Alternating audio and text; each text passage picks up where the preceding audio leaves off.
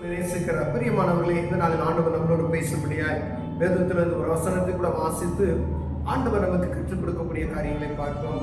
அது வெளிப்படுத்தின விசேஷம் 2வது அதிகாரம் 14வது வசனம். பெர்கமு என்னும் சபைக்கு எழுத வேண்டியது என்னவெனில் என்று எழுதுகிறார். பிரியமானவர்களே, ஒவ்வொரு சபைக்கும் ஆண்டவர் குற்றங்களை தவறுகளை கண்டித்துணர்த்துகிறது நாம் பார்க்கப்படுகிறது. இந்த 3வது சபையாக சொல்லப்பட்டிருக்கிற பெர்கமு சபையின் தூதனுக்கு நீ எழுத வேண்டியது என்னவெனில் என்று சொல்லி அவர் பாருங்க, இந்த 14வது வசனத்துல, ஆகிலும் சில காரியங்களை குறித்து உன் பேரில் எனக்கு குறைவுண்டு, ஆகிலும் சில காரியங்களை குறித்து உன் பேரில் எனக்கு குறைவுண்டு, விக்கிரகங்களுக்கு படைத்தவைகளை புசிப்பதற்கும் வேசித்தனம் பண்ணுவதற்கும் ஏதுவான இடர்களை இஸ்ரவேல் புத்திரருக்கு முன்பாக போடப்படும் பாலாக் என்பவனுக்கு போதனை செய்த பீலேயாமுடைய போதகத்தை கை கொள்ளுகிறவர்கள் உன்னிடத்தில் உண்டு. பாருங்க, சபைகளுக்குள்ள காணப்படுகிற காரியத்தை ஆண்டவர் தெளிவாய் காண்பிக்கிறதை, இது வேற வெளியில இல்ல, சபையில காணப்படுகிற ஒரு காரியத்தை பாருங்க. அப்படியே நிக்கோலாய் மதஸ்தாருடைய போதகத்தை கை கொள்ளுகிறவர்களும் உன்னிடத்தில் உண்டு.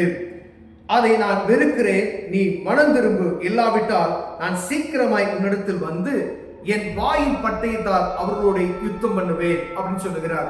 சில காரியங்கள் ஆண்டவருக்கு பிடிக்காத ஒரு சபை இருக்கிறது என்றால், அந்த சபைக்குள்ள ஆண்டவருக்கு விருப்பமில்லாத காரியம் நடக்கிறது நிமித்தமாகவே தீர்க்கதரிசிகள் மூலமாய் சபைகளுக்கு உரைக்கிறதை நாம் பார்க்க முடிகிறது. பிரியமானவர்களே, இங்க பாருங்க, நிக்கோலாய் மதஸ்தாருடைய போதகத்தை கை கொள்ளுகிறவரும் உன்னிடத்தில் உண்டு. விக்கிரக ஆராதனை செய்கிற அநேகர் உனக்குள்ள காணப்படுகிறார்கள்.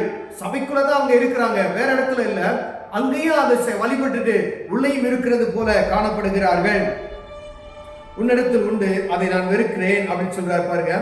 பாருங்க, ஆகிலும் விக்கிரகங்களுக்கு படைக்கப்பட்டவைகளை புசிப்பதற்கு வேசித்தனம் பண்ணுவதற்கு ஏதுவான இடர்களை இஸ்ரவேல் புத்திரர் முன்பாக போடப்படும்படி விக்கிரகத்துக்கு படைக்கப்பட்ட பொருளை உண்ணக்கூடாது என்று ஆண்டவர் சொல்லியிருக்கிறார். படையல் போடுறோம் அப்படின்னா அந்த உணவை சாப்பிடக்கூடாதுன்னு சொல்லி ஆண்டவர் சொல்லியிருக்கிறார். இப்ப அநேக காரியங்களை நம்ம வீட்டுகள்ல அப்படி செய்வாங்க, ஆனா அந்த உணவை உண்ண மாட்டாங்க. பார்த்திருக்கீங்களா? முந்தி காலத்துல செய்தாங்க, ஆனா ஆண்டவர் அறிந்து கொண்ட பின்பதற்கு அதை செய்கிறது கிடையாது. ஆனா விக்கிரகத்துக்கு படைக்கப்பட்டவைகளை ரொம்ப கவனமாய் இருக்க வேண்டும் என்று ஆண்டவர் சொல்லுகிறார். அது தவறு. ஒருவேளை நீ அதை அறிந்து கொண்டால் அதை நீ செய்யக்கூடாது.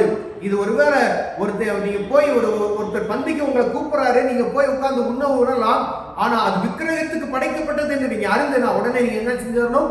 எந்திரிச்சணும்னு சொல்லுகிறார். நேரங்கள்ல இப்படிப்பட்டதான காரியங்களை நம்மளே வழிமாறி போய் உட்கார்ந்து சாப்பிடக்கூடிய ஒரு சூழ்நிலை வருகிறது. ஆனா ஆண்டவருக்கு இது விருப்பம் இல்லை என்று சொல்லுகிறார். ஆண்டவருக்கு செலுத்தப்படுகிற பழி வேறு, விக்கிரகங்களுக்கு செலுத்தப்படுகிற பழி வேறு. ஆண்டவருடைய காரியத்துல நாம் கவனமாய் இருக்கும்படி ஆண்டவர் விரும்புகிறார். பிரியமானவர்களே, பாருங்க,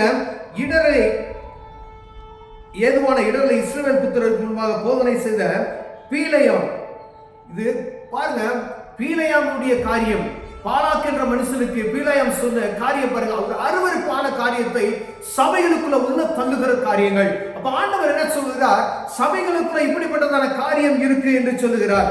வேசித்தனம் பண்ணுவதற்கு ஏதுவான இடலை இஸ்ரவேல் புத்திரருக்கு முன்பாக போடும்படி பாலாக் என்பவனுக்கு போதனை செய்த பீலேயாம் உடைய போதகத்தை கை கொள்ளுகிறவர்களும் உன்னிடத்தில் உண்டு. பீலேயாமுடைய போதனையை கை கொள்ளுகிறவர்களும் உண்டு. இஸ்ரவேல் ஜனங்களை முறிந்து போவதற்கு, இஸ்ரவேல் ஜனங்களை கடைசியாக அடிமைப்படுத்துவதற்கு, இவர்களை தோற்கடிக்கணும்னா என்ன செய்யணும் அப்படின்னு சொல்லி ஒரு காரியத்தை அந்த உட்புகத்திலே பார்க்க முடியும். ஆண்டவர் சொல்லுகிறார், இந்த ஜனத்தை நான் ஆசீர்வதித்தே சபிக்க மாட்டேன், நீ விட்டு போ அப்படின்னு சொல்றார். மீண்டும் மீண்டுமாய் இந்த பீலேயாம் போய் தேவ சமூகத்தில் கேட்கும் பொழுது மிருகம் கூட என்ன செய்யறது? கழுதையை வாயை திறந்து பேசக்கூடிய ஒரு காரியத்தை உண்டாக்குகிறார். பிரியமானவர்களே, கழுதை பாருங்க, அவனுடைய எஜமானனை தூதனுடைய கைக்கு தப்பு வைக்கிறது. அப்பயும் கேட்கிறார், போய் தேவ சமூகத்தில், ஆண்டவரே நான் என்ன சொல்லணும்? ஆண்டவருடைய பிள்ளைகளை சபிப்பதற்காக ஒரு கூலி போரித்துக் கொண்டு ஒருத்தர் பேசுகிறார். ஆண்டவர் நான் சபிக்க மாட்டேன் என்று சொல்லிக்கொண்டே இருக்கிறார். ஒரு காரியம் அவர் விட்டுருவாரு, ஆனா மரணத்தை நோக்கி அந்த காரியம் கடந்து செல்கிறது. பிரியமானவர்களே, ஆண்டவர்கிட்ட தீர்க்கதரிசி எல்லா காரியத்தை கேட்டுதான் சொல்லுறான். ஓ, எனக்கு ஒரு பலிபீடத்தை உண்டாக்கு, நான் ஆண்டவர் என்ன சொல்றான்னு சொல்லி, நான் இல்ல அவர் என்ன சொல்லுகிறாரோ அதை தான் நான் சொல்ல போறேன் அப்படின்னு சொல்றான். ஆனா இருதயத்துக்குள்ள மீண்டும் மீண்டுமாய் அந்த காரியத்தை கேட்கும் பொழுது அவனுடைய இருதயம் கொஞ்சம் கொஞ்சமாய் வெகுவாகிறதையும் பார்க்க முடிகிறது. அநேக நேரங்கள்ல ஒரு காரியத்துல ஆண்டவர் நமக்கு உறுதியாய் கட்டளையிட்டு இருப்பார். அந்த காரியத்துல நீ இது போகாத அப்படின்னு சொல்லுவார். ஆனா யாராவது வந்து சொல்லி இந்த காரியத்துல மீண்டும் கேட்டு பாருங்களேன், ஆண்டவருக்கு அதுல விருப்பம் இருக்காது. ஆனா யாரோ வந்து சொல்லுவாங்க, மீண்டும் போய் கேட்டு பார்க்கலாமா, மீண்டும் போய் கேட்டு பார்க்கலாமா. ஆனா ஆண்டவர் வாசலை திடீர்னு திறந்து விடுவார்.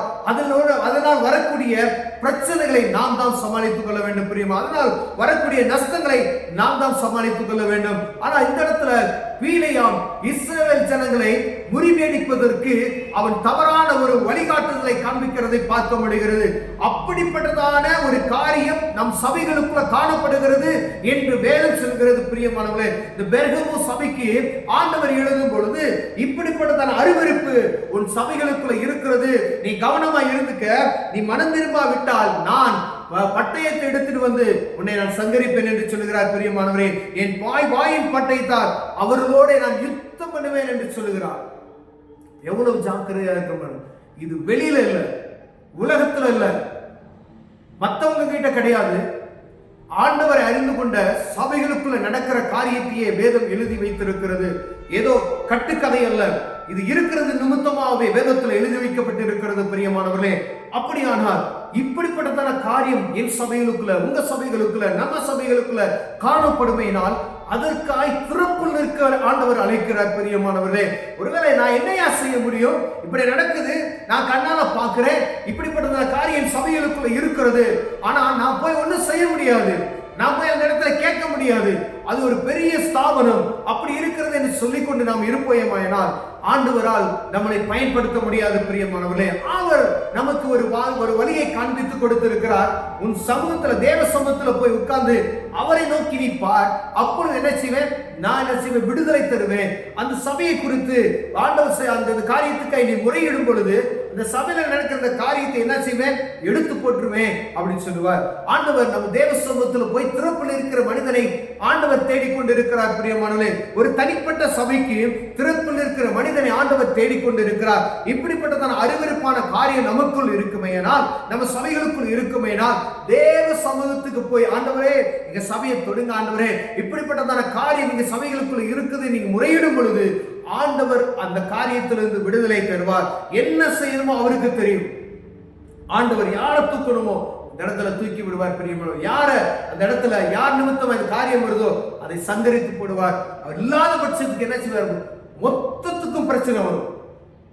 ஒரு குறிப்பிட்ட சபை இருக்கணும், இதுல ஜெபிக்காதபடி இந்த சபைக்காய் அந்த இருக்கக்கூடிய மூப்பர்களோ, அங்க இருக்கக்கூடிய கமிட்டி மெம்பர்ஸோ, அதுல இருக்கக்கூடிய பொறுப்பாளிகளோ, அதுல இருக்கக்கூடிய முதன்மையான இடத்துல இருக்கிறவர்களோ ஆண்டவருடைய சத்தத்துக்கு செவி கொடுக்காதபடி இருப்போமேனால் எல்லாரையும் அந்த ஆபத்து வந்து சொல்லும். ஏன்னா ஆண்டவர் என்னுடைய வாயின் பட்டயத்தால் அவர்களுடைய நான் யுத்தம் பண்ணுவேன் என்று சொல்கிறார்.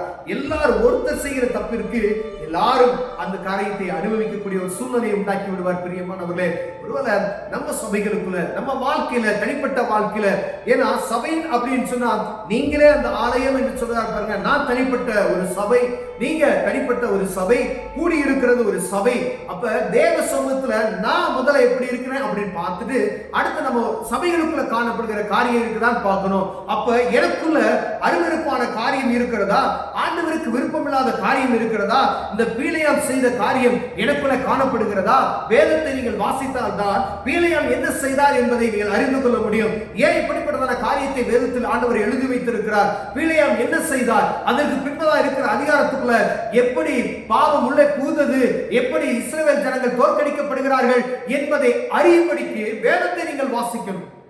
தேவ சமூகத்துக்கு போகணும், திறப்பில் நிற்கணும். தனிப்பட்ட என்னுடைய வாழ்க்கையில் இந்த காரியம் இருக்கிறதா என்று ஆராய்ந்து பார்த்து அவருக்கு முன்பதாய் ஆண்டவர் சமூகத்தில் ஆண்டவரே இந்த காரியம் எனக்குள்ள இருக்கிறது, என்னை மன்னிங்கன்னு சொல்லி கேட்போமையினால் ஆண்டவர் முதல்ல நமக்குள்ள இருக்கிற அருவருப்பான காரியங்களை எடுத்து போடுவார். பரிசுத்தமாய் வாழ கிருபை செய்வார். ஆண்டவர் கண்களை மூடி ஜெபம் செய்வோம். அன்பின் தகப்பனே, இந்த பெர்கமு சபைக்கு நீங்க எழுதும் பொழுது இப்படி காரியத்தை எழுதிருக்கிறீங்க ஆண்டவரே, இப்படிப்பட்டதான காரியம் என்னுடைய வாழ்க்கையில, எங்களுடைய வாழ்க்கையில் இருக்குமேனால் ஆண்டவரே அந்த காரியத்தை எங்களை விட்டு தூரப்படுத்தி போடுங்க ஐயா. கிழக்குக்கும் மேற்குக்கும் எவ்வளவு தூரமோ அதே போல எங்கள் பாவத்தை தூக்கி எறிந்த தேவன், இப்படி கண்ணுக்கு தெரியாத இப்படிப்பட்டதான பாவங்கள் எங்களுக்குள் இருக்குமேனால் அதை எடுத்து போடுங்க. கிருபையாய் மன்னிங்க. இயேசுவின் நாமத்தில் பிதாவே, ஆமென்.